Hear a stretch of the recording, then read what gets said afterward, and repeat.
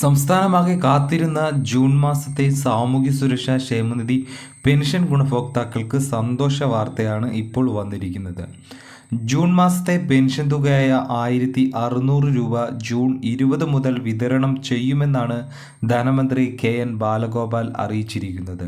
62 ലക്ഷത്തോളം വരുന്ന ആളുകൾക്കാണ് പ്രതിമാസം 1600 രൂപ വീതം ലഭിക്കുന്നത്. കേന്ദ്ര സർക്കാർ കേരളത്തിനുമേൽ ഏർപ്പെടുത്തിയ കടുത്ത സാമ്പത്തിക ഉപരോധത്തിലും സാധാരണക്കാരുടെ ക്ഷേമകാര്യങ്ങളിലും അതീവ ശ്രദ്ധയോടുള്ള സമീപനമാണ് സർക്കാർ സ്വീകരിക്കുന്നതെന്ന് ധനമന്ത്രി വ്യക്തമാക്കി. രണ്ടാം പിണറായി സർക്കാരിന്റെ 4 വർഷ കാലയളവിൽ 38,500 കോടി രൂപയാണ് സാമൂഹ്യ സുരക്ഷാ പെൻഷനായി ആകെ ചെലവഴിച്ചത്. 2016-21 കാലഘട്ടത്തിൽ UDF സർക്കാർ കുടിശ്ശിക ഉൾപ്പെടെ 35,154 കോടി രൂപയാണ് ക്ഷേമ പെൻഷനായി വിതരണം ചെയ്തത്.